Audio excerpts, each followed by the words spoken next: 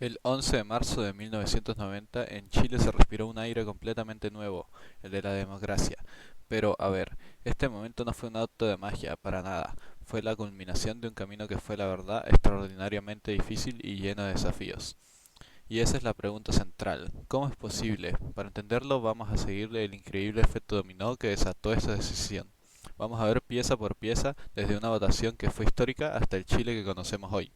Ok, vamos a sumergirnos en esto. El punto de quiebre, el momento clave, fue el plebiscito de 1988. Y ojo, que no era una elección cualquiera, sino un referéndum que, y aquí viene lo irónico, estaba establecido en la propia constitución del régimen.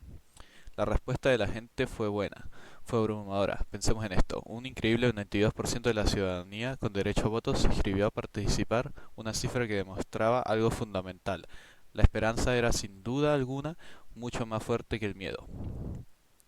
En la papeleta había dos caminos, dos futuros, completamente diferentes. Votar sí significaba apostar por 8 años más del régimen. En cambio, votar no era la opción de la oposición, era abrir una puerta de elecciones libres por primera vez en casi 20 años. Y contra muchos de esos pronósticos de la época triunfó el no. Las calles, claro, estallaron en celebración, pero no era solo una victoria simbólica, este era el punto crucial. Esta era la llave que abría la puerta de forma real e inmediata a las elecciones presidenciales del año siguiente. Y esto ilustraba la estrategia que era brillante. La coalición opositora no buscó un quiebre por la fuerza. No, en cambio utilizó las propias reglas del juego, la vía constitucional, para desafiar al poder desde adentro. Una jugada maestra. La victoria del no marcó el fin de un capítulo. Sí, pero el que venía no iba a ser nada fácil. La nueva democracia chilena nació con unas condiciones que la hacían en cierto modo bastante frágil. El primer paso, por supuesto, fue elegir un nuevo líder. Y así en diciembre de 1989, Patricio Edwin, el representante de la coalición que había liderado el no, ganó la presidencia y lo hizo con un claro 55%. El mandato popular era innegable. Pero aquí está la clave de todo. No se partía de cero. La nueva democracia estaba, como se ha dicho, enjaulada. ¿Y qué significa esto? Pues que tenía que gobernar con las reglas del juego que había dejado el régimen anterior. A esto se les llamó los enclaves autoritarios, una constitución hecha a medida, senadores designados para asegurar influencia y comandantes militares que no podían ser removidos.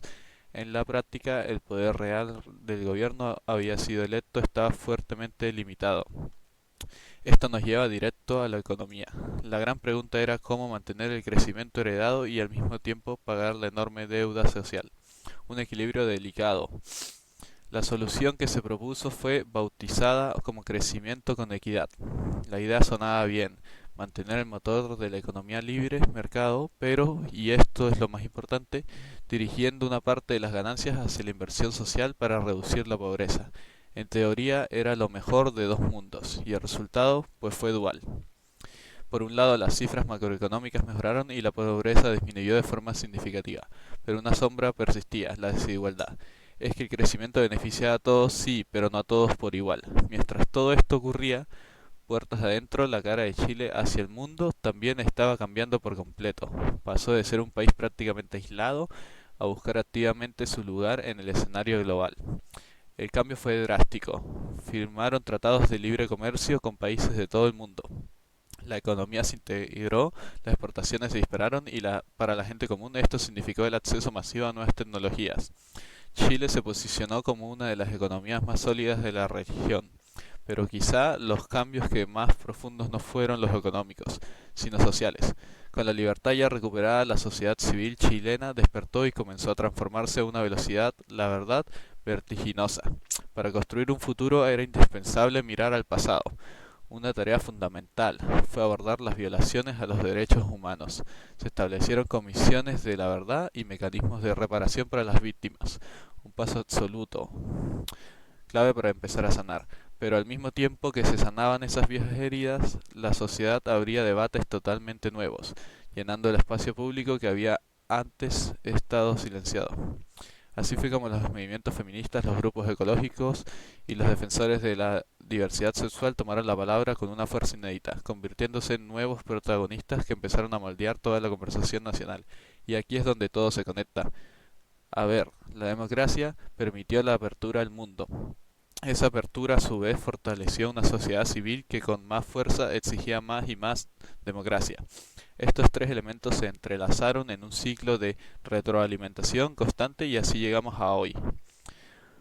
Porque todo esto recorrido no es solo historia de un libro, se conecta directamente con el Chile del presente. Es que la historia nunca deja de conversar con el presente. Las decisiones, los procesos, las tensiones de esa época siguen definiendo los debates de hoy. Al mirar todo esto recorrido, la pregunta es inevitable. De todos esos desafíos de la transición, la profunda desigualdad, las tensiones entre el pasado y el futuro, ¿cuáles siguen resonando con más fuerza en el Chile de hoy? Explicación pregunta 62. Respuesta correcta E. Explicación. Mediante el juicio y condena a los diferentes comandantes en jefe de las Fuerzas Armadas. Falsa. No hubo juicio ni condena a los comandantes en jefe como institución. Algunos militares fueron procesados individualmente con el paso de los años, pero no existió una política estatal general dirigida específicamente a juzgar a los comandantes en jefe. 2. Investigaciones como los informes Retin y Valen. Verdadera. En 1991 se creó el informe Retin, Comisión Nacional de Verdad y Reconciliación. En 2003 se elaboró el informe Valen sobre prisión política y tortura. Son acciones reales de los gobiernos desde 1990.